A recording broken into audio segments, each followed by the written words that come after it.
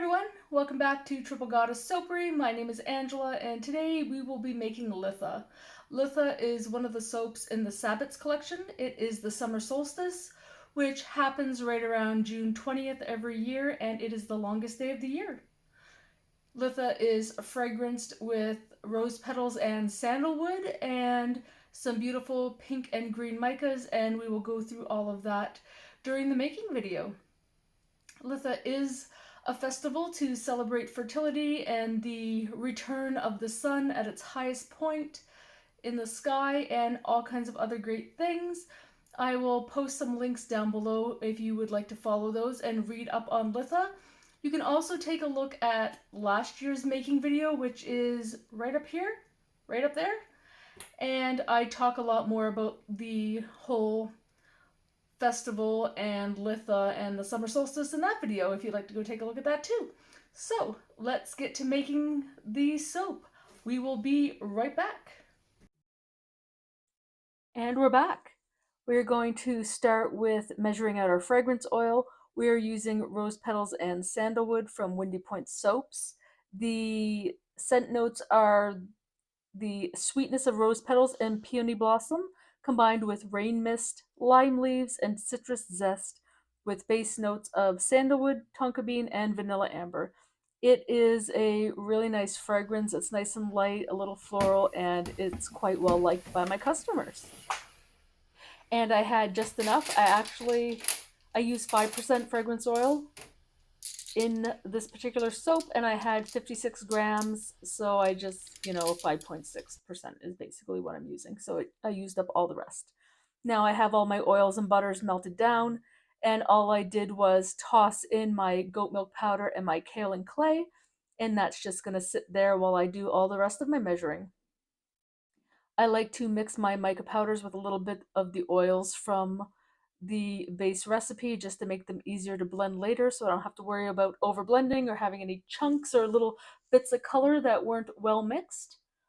And it just makes everything so much easier. So we're just going to start with the pink, and I will show you what it's called here in a second. So Frosty Rose Petals by Yellow Bee. I'm using up the rest of that.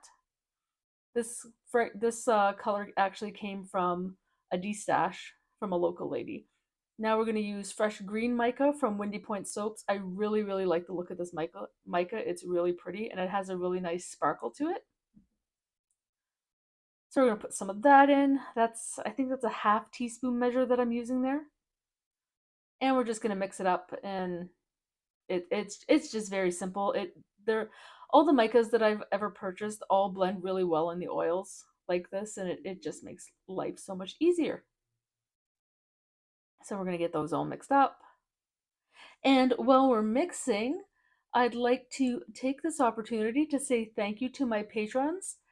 I do have a Patreon, and if you head on over there, there are recipes and formulas available at the $5 level. There's a $1 level just to thank me for my content, I guess you could say, and just to support me. And then there's also a free level that you can join, and there are some blog posts and things there as well as some free recipes. So I just want to thank for your support and for being members of my Patreon. I really, really do appreciate you. It just makes me all warm and fuzzy inside every time I get a new follower, and it's just great. So thank you so very much. Now that we're done with that cringiness, we are putting in our titanium dioxide, and this is a water-soluble titanium dioxide, and you can see how easily it just melts into the water. Like, I'm not even having to stir it, I'm just swishing it around. This is my preferred titanium dioxide. I highly recommend it if you are looking for a titanium dioxide to use for your soaps. So now that we're ready to go, I'm just going to blend in my powders, my clay, my goat's milk powder, just so that it's all well blended before I put in my sodium hydroxide solution. And this way I don't have to worry about over blending or accelerating my batter. I can blend as much as I want before I add in the sodium hydroxide, which is also called danger water, if you follow me at all. And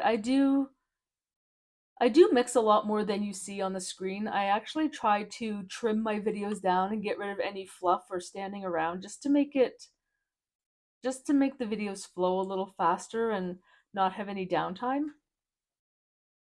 This whole process, I believe I had a total of about 40 minutes of footage for this video, and I think I condensed it down to about 16 minutes. But I also do prepare all of my lye solution and my oils and butters ahead of time, and I just keep them on the back counter. And the sodium hydroxide did have some floaty bits, so all I did was strain it just to make sure that there weren't any lumps or bumps going into my soap batter. It would probably be fine, but let's not take any chances.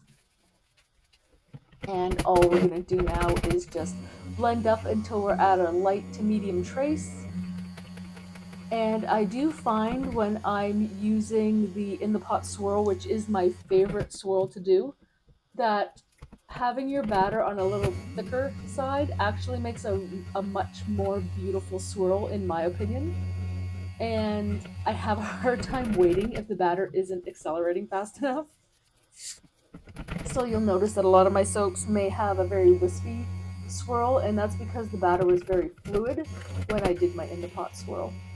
And I'm just checking here to make sure that everything's combined and emulsified and there's no separation. And it all looks good, so we're ready to pour.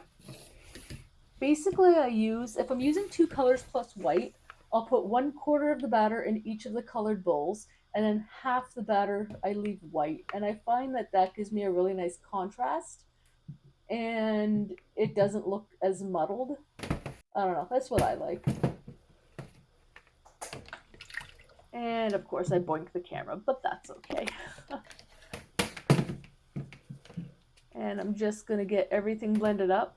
Now, I do find that micas and especially titanium dioxide benefit by being mechanically blended into the soap batter, which means using your immersion blender. Just hand stirring, I find, doesn't mix as well as I like. It doesn't give you as vibrant of a color, especially with the titanium dioxide. If you hand blend versus immersion blend, you're really going to notice a difference with how well the titanium dioxide blends in and how white it is. It actually won't be as white unless you use the immersion blender. And here I'm just adding my fragrance now. And because I wanted this to be a little on the thicker side, I'm not just hand stirring the fragrance in, I am blending it in with the blender. And I actually probably should have blended it a little bit more because it wasn't quite as thick as I wanted it to be. It still comes out nice in the end, but it could have gone for a little thicker trace before I did my pour. Also, too, something that I do with my immersion blender is I keep a bucket of soapy water next to me, and when I'm done doing all of my mixing, I just buzz the blender in the soapy water, and it just helps clean it all up. Just makes it easier to clean up later on. All right, so just checking the consistency here because like I said, I wanted this to be a little bit on the medium to thick trace side before I poured, and I still didn't wait long enough because I'm impatient, and I'm sure you all know what that's like. If you have gotten this far and you are enjoying this content, please consider hitting the like and subscribe button. Please consider heading over to the Patreon page and joining as a free member. There are free blog posts over there, as well as a few free recipes that I have posted and formulated myself. And we would love to have you.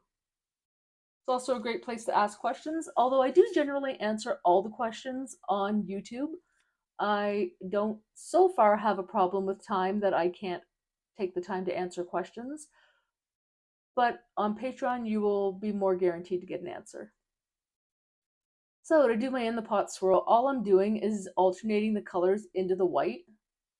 If you really want it to be fancy and make sure the color got all the way to the bottom, then you could use a 4th container and alternate your white, your pink, and your green over and over and over again into the container and then do your pour. But I'm not that concerned. I like the way it turned out.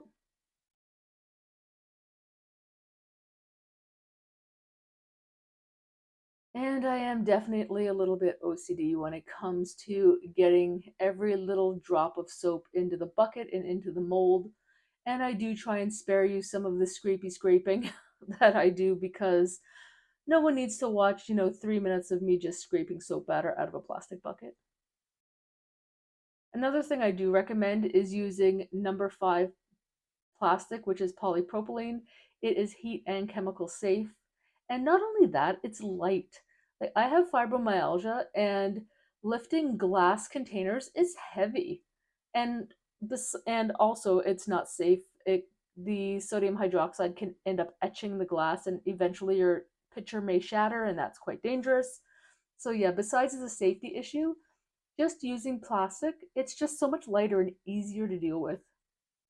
So that's a hot tip of the day. And isn't she pretty?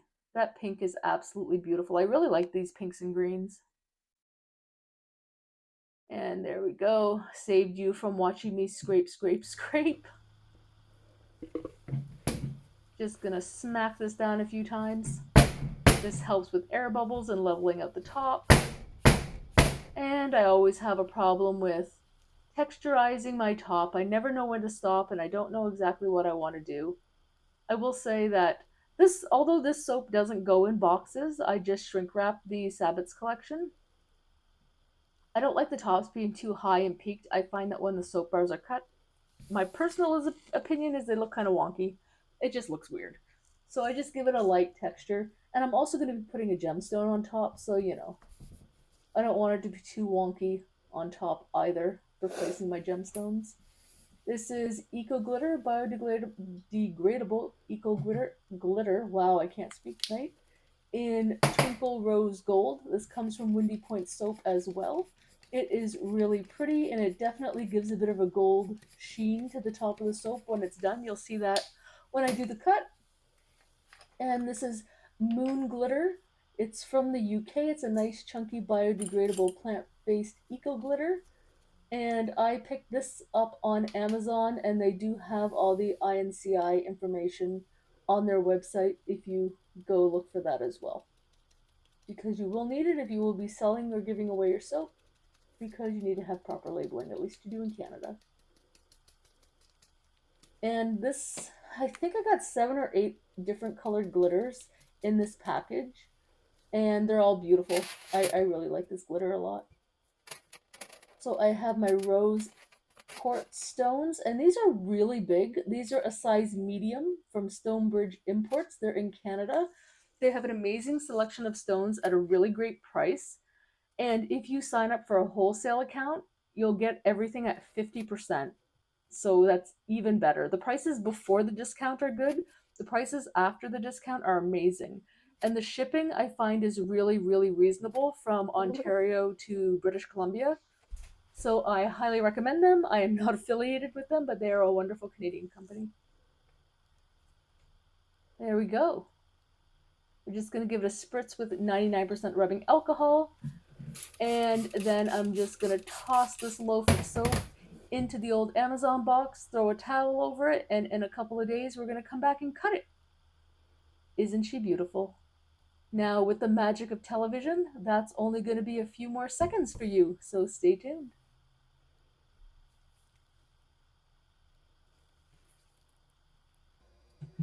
And here we are back with the cut. And this is what she looks like. I really like it. I really like the glitter on top and the gold sheen. The pink and the green are beautiful. I think next time I'll try and wait until my soap batter is a little thicker before I pour, because that's just what I like. But it still came out really nice, and I really like it. Now, this soap is on the website now. It is available. I believe there's only 6 bars left. I only made 10 to begin with, because last year I ended up going a little bit overboard with everything I was making, and just ended up with a lot of inventory that wasn't selling fast enough during the summer. So yeah, it is what it is. And I think the gemstone soaps tend to be an acquired taste.